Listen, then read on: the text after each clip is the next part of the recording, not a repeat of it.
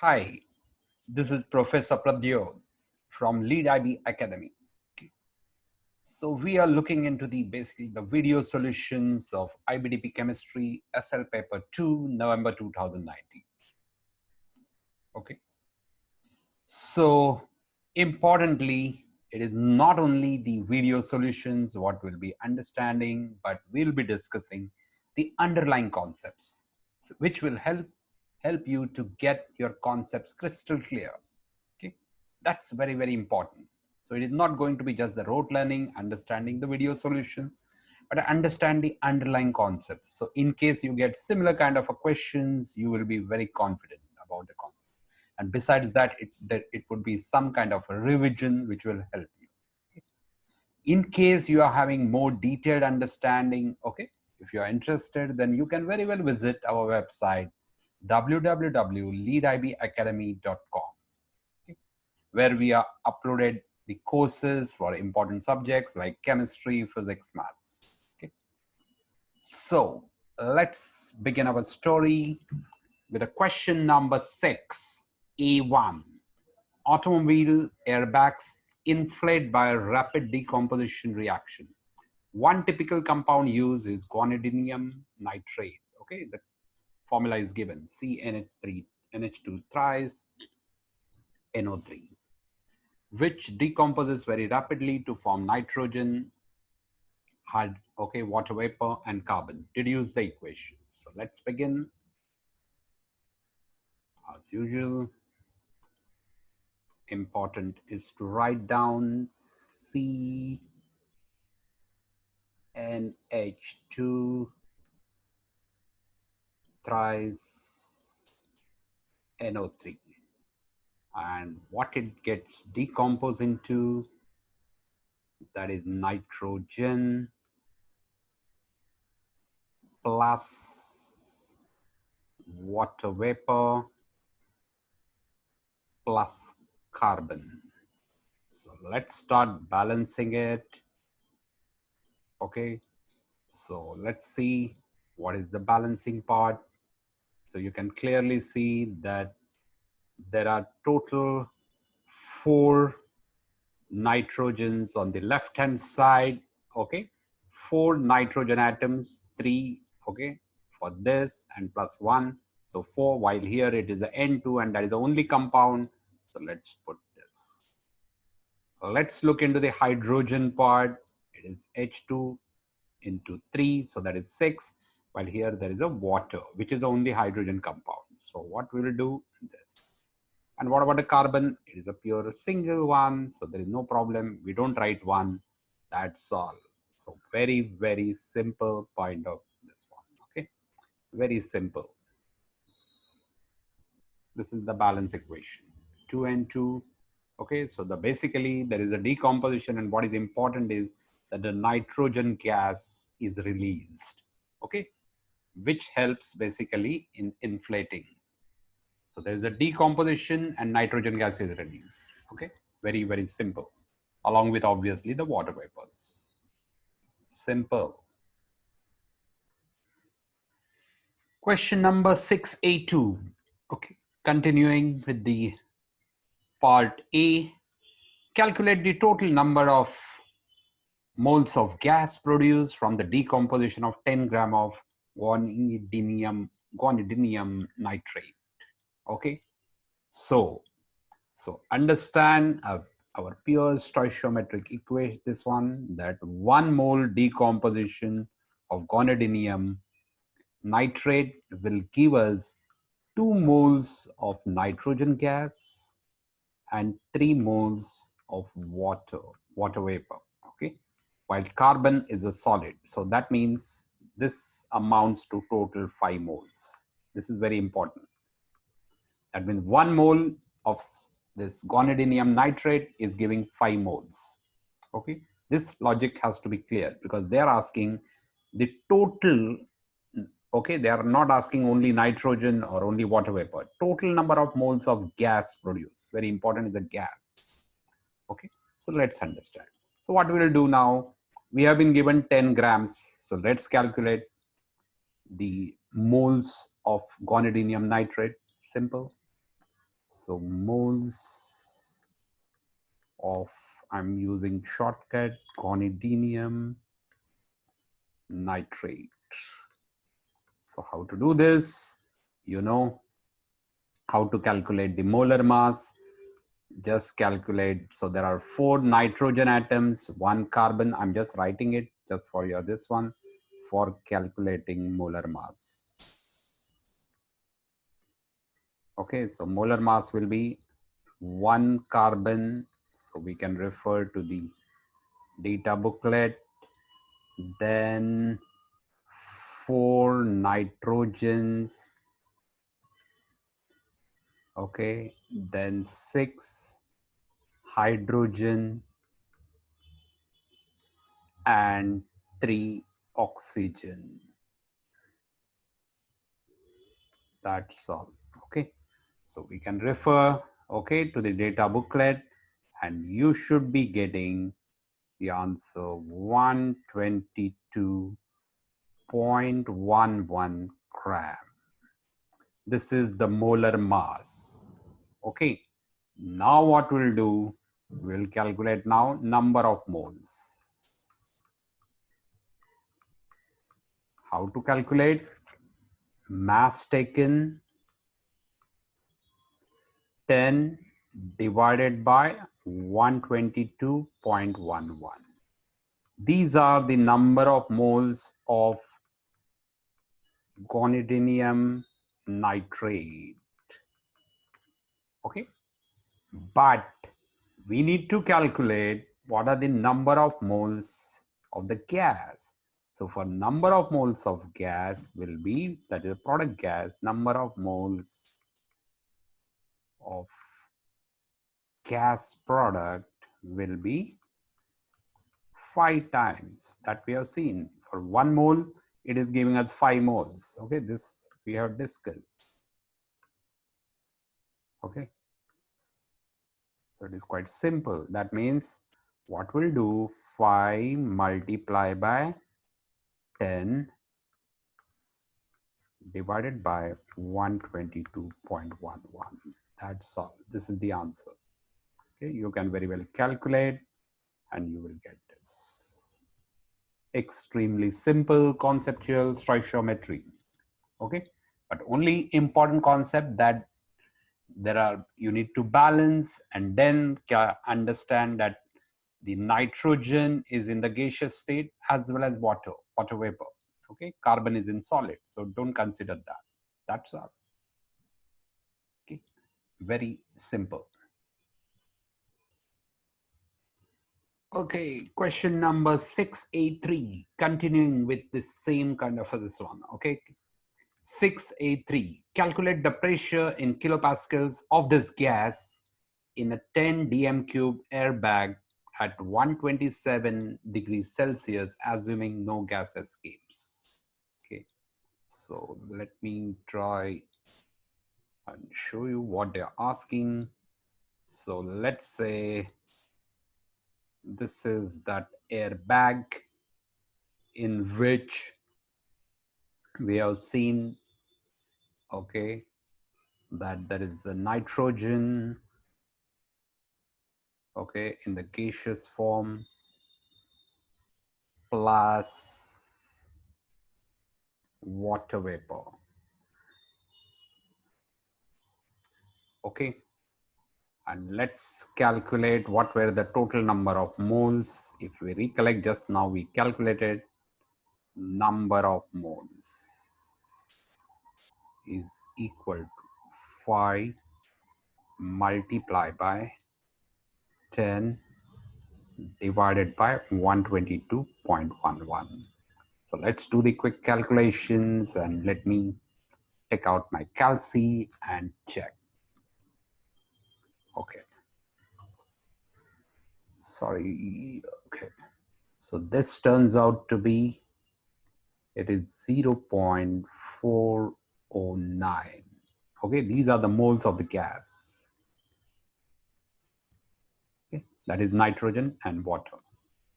Now we have put this inside this.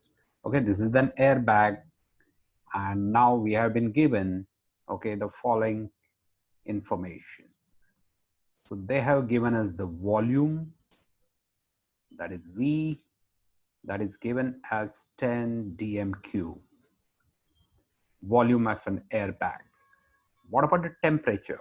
Temperature is given as 127 degrees Celsius, but we know that we need to convert it into Kelvin, absolute temperature. So that is 127 plus 273, that is 400 Kelvin. Okay, this information, and what we need to calculate is the pressure, P, in kilopascals. So let's use it. We know very important part, that we know this formula. Okay, that is basically what we call the ideal gas equation. PV is equal to nRT, where P is pressure, V is the volume of the gas, N number of moles, R is the universal gas constant, and T is the temperature in Kelvin. Okay, so let's put these numbers, okay, and we should be very careful about the units. So let me be very clear that we are talking about pressure has to be in pascals, volume has to be in meter cube, okay, then comes these are number of moles, and then the unit of R, okay, that will be in joules per mole per Kelvin, and temperature in Kelvin. So now what we need to calculate is the pressure. So what we'll do now, let's calculate for pressure. So P is equal to nRT upon V. Simple. So let's put it N number of moles, that is 0.409, multiplied by R. R is 8.31. Okay, that we can check it from the data booklet. Temperature we calculated at 400. And if we divide by, if we are interested in calculating in kilopascals, we can take directly as dm³, because that 1000 will take care of that. Okay, so that means this is 10 dm³. Do the calculations and try to find out. And this should give us the answer, okay, 136 kilopascals. So this is the pressure inside an air bag, 136 kilopascals. Okay, simple, extremely simple. PV is equal to nRT. Okay, and you should be careful about the units. I mean, for example, temperature has to be in kelvins. The value of R is already given, and number of moles and volume in dm³, for calculating in kilopascals. Okay, simple.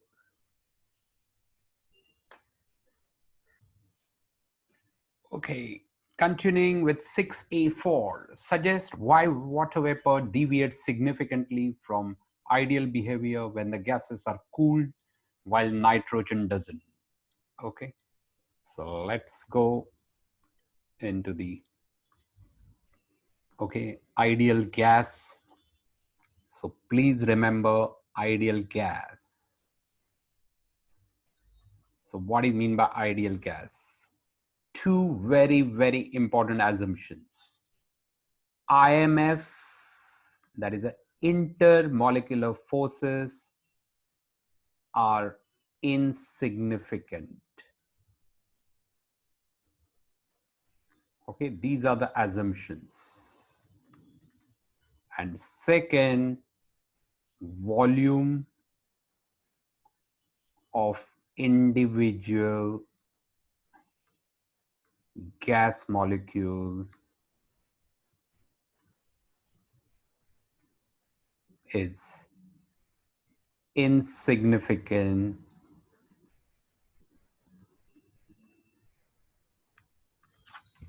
Okay. Okay. So two assumptions, IMF are insignificant. IMF means intermolecular forces of attraction like van der Waals forces, London dispersion, etc. And second, volume of individual gas molecule is insignificant. So for our specific problem, okay, our focus would be on this aspect. Okay, so let's try to understand. There were two gases what are getting, okay, evolved. So one is H2O, that is water, and second nitrogen. Okay.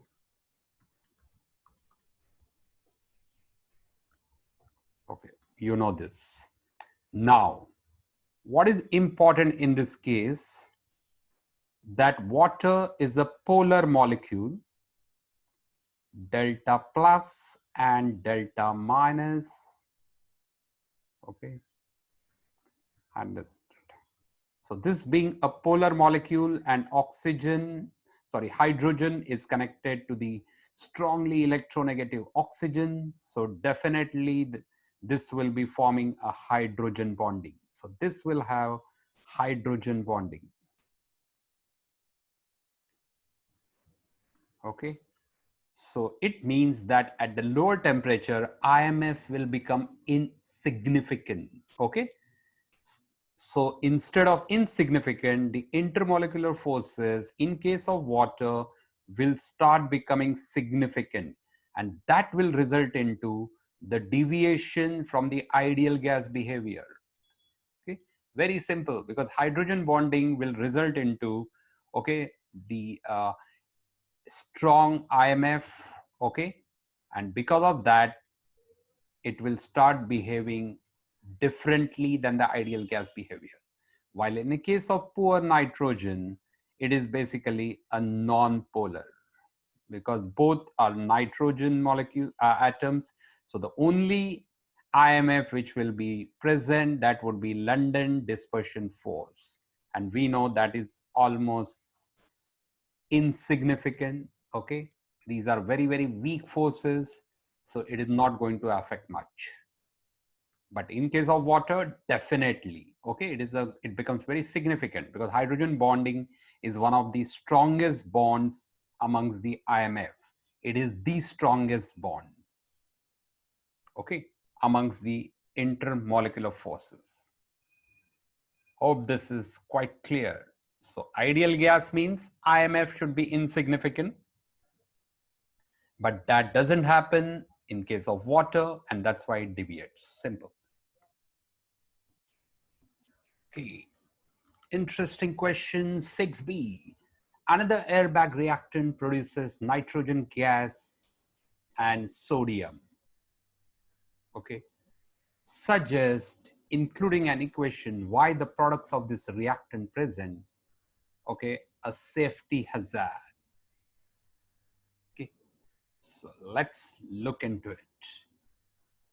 So we can look like this. So let's put it. Sodium, okay, solid form. When it reacts with the water, it will form NaOH. Okay, and besides that, importantly, it will form hydrogen gas. And now you people have already guessed, hydrogen gas, explosive gas. Okay, NaOH. This is nothing but a caustic, so very strong alkali that is getting formed. What is important, that we know this reaction is quite violent. Okay, sodium and water. Okay, and therefore this can be, and besides that, this reaction, okay, is highly exothermic. Okay, exothermic. That means a lot of heat will be evolved. So considering this, we can easily avoid, okay, because it is going to definitely present a safety hazard. That's the reason that guanidinium nitrate is a better choice. Okay, it's a much better choice. Okay. So I hope this is quite clear. You have understood it very well. But in case you need such kind of a deeper understanding of similar concepts, please do visit our website www.leadibacademy.com, where we have uploaded these courses of chemistry, physics, math, etc. Okay, so that you can enjoy, have a deeper understanding, more deeper knowledge, and you can get much better grades. Okay, great, thanks.